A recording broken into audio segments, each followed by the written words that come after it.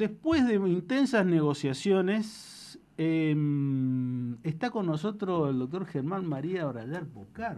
Doctor, ¿cómo le va tanto tiempo? ¿Cómo anda? ¿Cómo estás, Daniel? Sí, tanto tiempo porque ya no te acordás más de mí. Nos cansamos, la traigo acá a la productora. Sí, ese es el problema que te meto.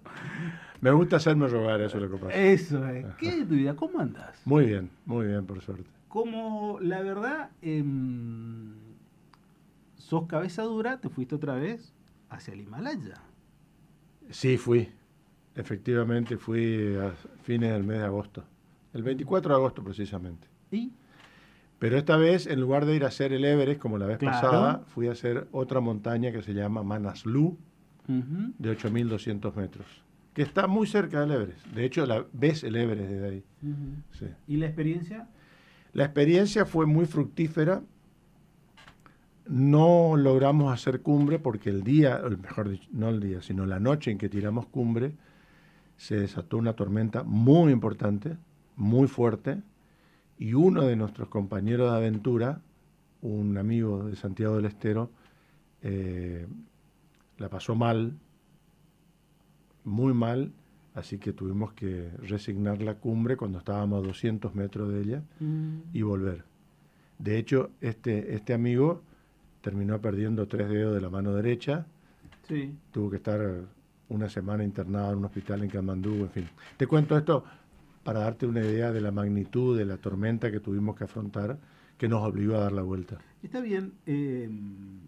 ¿Cómo una persona hace, se va hasta allá con una inversión económica de tiempo y de expectativa y a tan cerca decide volver, regresar? No es una decisión fácil, obviamente, porque como vos acabas de decir, es lejos, es caro eh, y es mucho sacrificio físico, es un gran esfuerzo físico.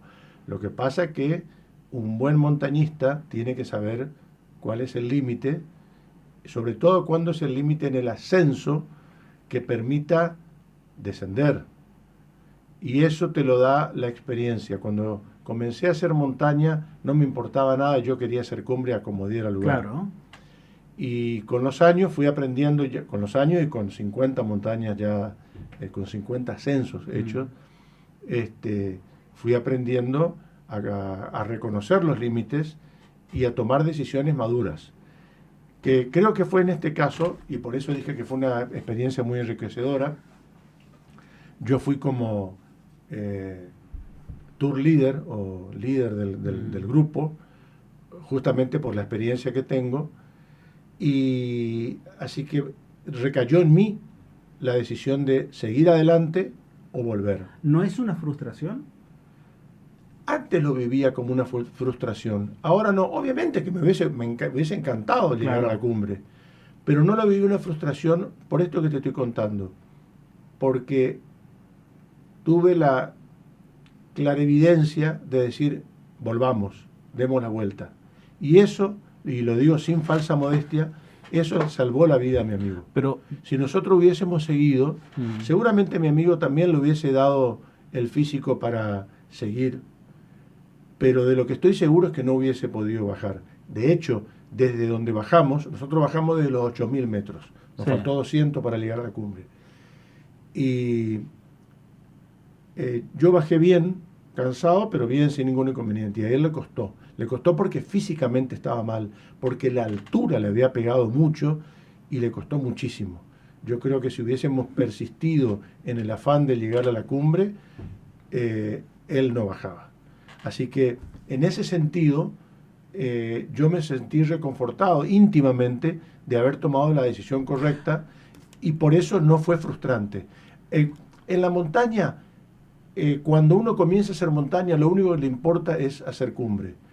A medida que uno va disfrutando de la montaña, aprendiendo de la montaña y adquiriendo experiencia, disfruta de muchas otras cosas, además del paisaje, de la convivencia, de pasar juntos momentos muy duros y seguir adelante y sobre todo durante esos momentos muy duros que la convivencia sigue siendo armoniosa, también de saber tomar decisiones adecuadas en el momento adecuado.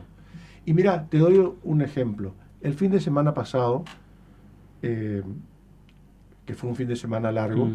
fui a Mendoza con una persona mayor que yo a hacer una montaña de 5.000 metros. Hicimos cumbre y cuando comenzamos a bajar de la cumbre se largó una nevada muy importante con mucha niebla además, a tal punto que para poder vernos entre nosotros tuvimos que poner la linterna frontal, Claro, porque no nos veíamos a 2 claro. metros.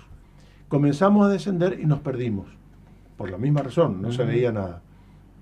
Se nos hizo de noche, porque íbamos muy despacio, y tuvimos que pasar la noche en la montaña, con lo que teníamos puesto y ya sin agua y sin comida.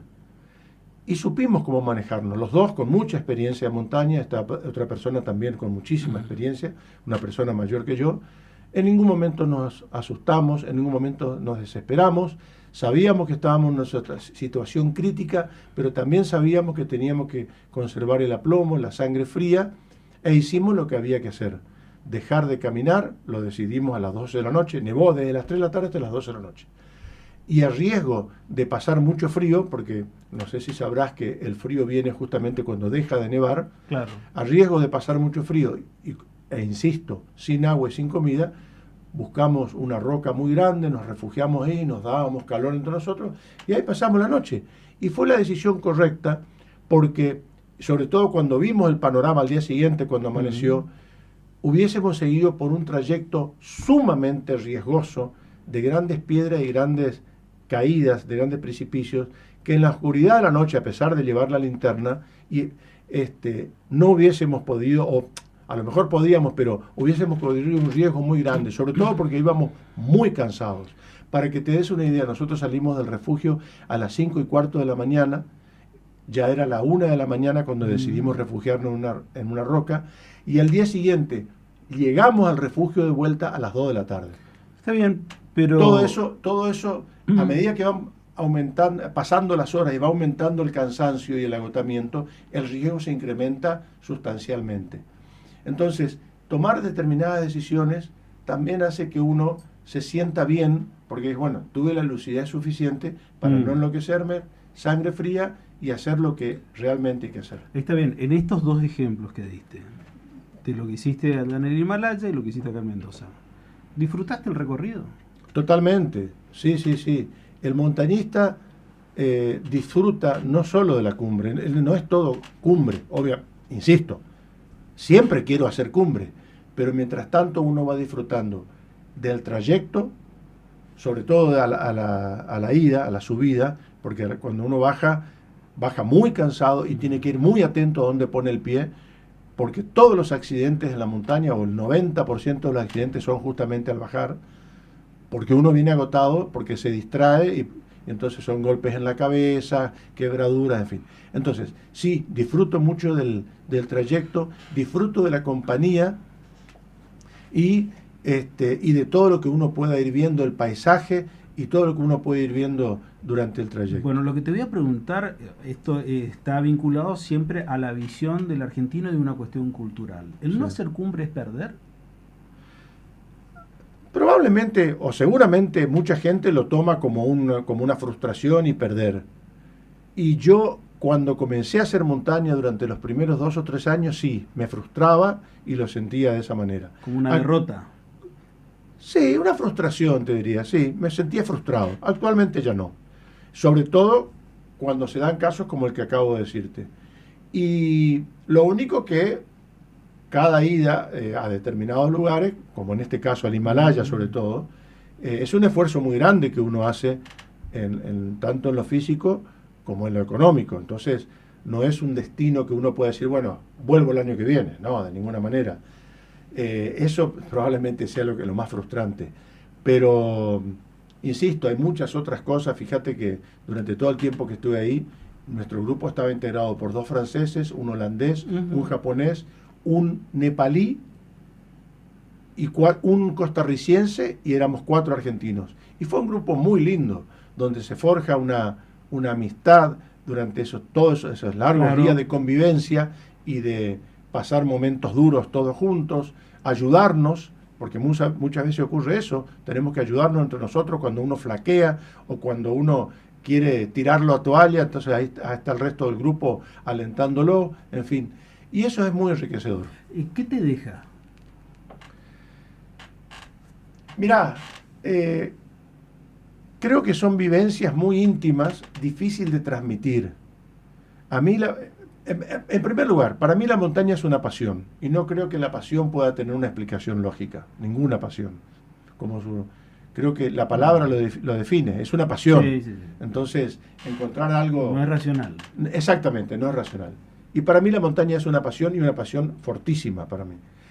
En segundo lugar, me ha dejado muchas amistades muy fuertes, porque si bien no es tanto el tiempo que comparte, a veces una semana, a veces 15 días, en este caso fueron 50 días, son tan intensas las vivencias que uno tiene y tan fuerte la solidaridad y el compañerismo que tiene que haber entre los miembros del grupo, que realmente se generan amistades para toda la vida. De hecho, yo desde que volví, ya hace 2 meses creo, me he comunicado con todos estos, el holandés, los franceses, varias veces, a través de WhatsApp. Y conversamos y en fin, nos saludamos para los cumpleaños y lo que sea. Y acá en Corrientes he compartido montañas con provincianos con los que nos hemos hecho muy amigos. Y de hecho nos frecuentamos casi todos los fines de semana. Gente que no conocía antes o que nos conocíamos de vista. Claro. ¿Qué tiene la montaña? Para mí tiene algo mágico, que no sabría definirlo, pero que al mismo tiempo hace que uno quiera ganarle. Siempre decimos entre los montañistas, bueno, si no se puede, la montaña va a estar siempre ahí, pero uno quiere ganarle siempre, ganarle en el sentido de volver, no solo a hacer cumbre, sino volver sano y salvo. Siempre decimos, la cumbre está en la casa, al volver. Hay que hacer cumbre, pero después hay que bajar. Vos habrás leído o sabrás de muchísimos casos de montañistas que hacen cumbre y mueren al descender por un accidente o porque están tan exhaustos que se quedan por el camino o que se acuestan a dormir porque ya no dan más y ahí hacen hipotermia y mueren de hipotermia. Entonces, sí está la cumbre y todos nos abrazamos, lloramos, nos alegramos, pero después hay que bajar. De hecho, en este último caso que te dije, que no fue una montaña muy importante, 5.000 metros, para los que ya tenemos alguna experiencia, es una montaña accesible.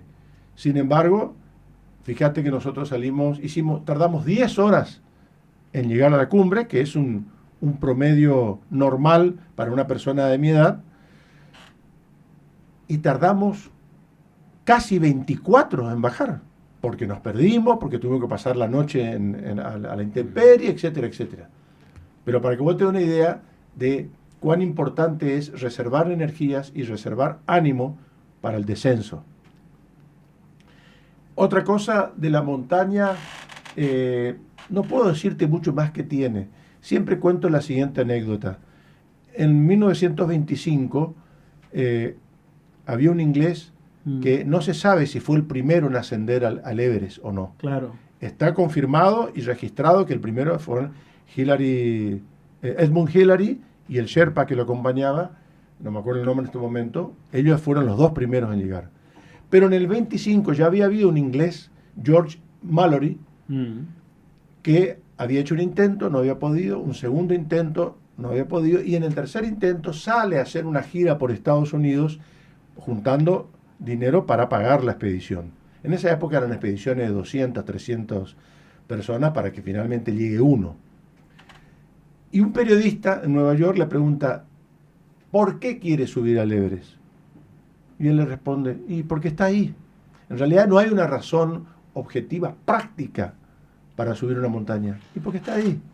Y el hecho de que esté ahí, de por sí, para los que amamos la montaña, la presencia de esa montaña es un desafío. Ahora, ¿es la adrenalina propia del deporte de alto riesgo?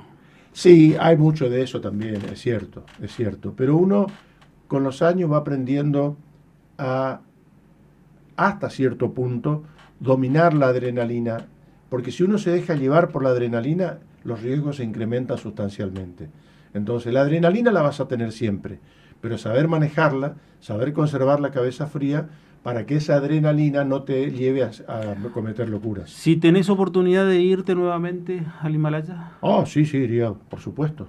Por supuesto. Lo que pasa es que no tengo oportunidad de, digamos... Me encantaría saber tus familiares qué opinarían sobre esta idea, ¿no? Mira, ellos, yo sé que muy felices no se ponen, pero saben que es mi vida, que es lo que me apasiona. Entonces, una anécdota de una persona, no voy a decir quién, muy cercana a vos, me dijo, digo, ¿qué sabes de Germán? Me dice, sé que está vivo, no sé cómo, pero está vivo, me dijo. Una respuesta un poquito graficando lo que sos en esa clase de expediciones. Mira, ¿no? Yo te cuento otra anécdota. Mi nieta mayor tiene 9 años. Sí. Y le pregunta a la abuela, sí, a mi ex esposa, sí, a Carolina. Decime, Cato, ¿el abuelo se va a la montaña de nuevo? Sí, se va a la montaña. Bueno, después que no se queje si viene en silla de ruedas. La verdad que sí. Y sí, es una posibilidad, sí, pero... Sí. La adrenalina, lo que uno quiere. Y la pasión, que no tiene explicación lógica. Así es la vida. Así es la vida. Bueno, depende de cómo la tome uno. Ahora, si uno quiere disminuir sus riesgos en la vida al mínimo minimorum, y bueno, se trata de mirar televisión todos los días y a lo mejor explota el televisor y claro, pero también no tenés vida, diríamos. Claro. Siempre cuando me dicen, no, pero es muy riesgoso, sí, es riesgoso, es cierto, pero ¿cuántas muertes? Bueno, ahora ya no tanto de que hay autopista, pero antes, cuando solamente existía la ruta 2 para ir a Mar del Plata, ¿cuántos muertos había cada verano? Sí, pero no solamente eso, sino también creo que pasa por lo que cada uno quiere en la vida. Obviamente. Y ya me estoy yendo del tiempo prácticamente, pero vos comenzaste relativamente tarde. Empecé a los 51 años, tengo 65. Sí, recuerdo especialmente cómo fue esa experiencia que comenzaste con la Aconcagua. Empecé con la Aconcagua y con éxito, porque logré coronar cumbre, y eso fue lo que me envalentonó y lo que hizo que durante los 2 o 3 primeros años yo tenía que ir a hacer cumbre, a como diera lugar. Exactamente. Y eso no es así. Pero voy a esto. ¿Comenzaste tarde? ¿Te arrepentís de haber comenzado tarde o crees que el destino fue así? No sé si arrepentir, pero me hubiese gustado empezar mucho antes, sí, por supuesto. Lo que pasa es que viviendo en Corrientes es un bicho que difícilmente te pique.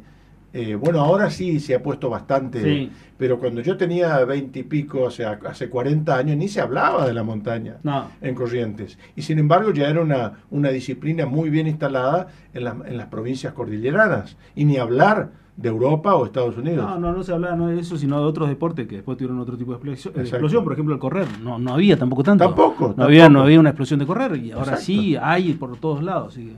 Correr, hablar de correr, yo corro maratón. Sí, de hecho, hoy debería estar en Loreto, pero como me vacuné el viernes, me trató mal, no fui.